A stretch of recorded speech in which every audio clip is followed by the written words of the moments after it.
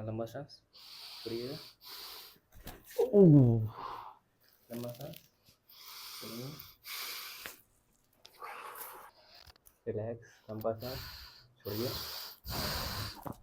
ओह। पकड़िए। कैसा लग रहा है अभी आपको?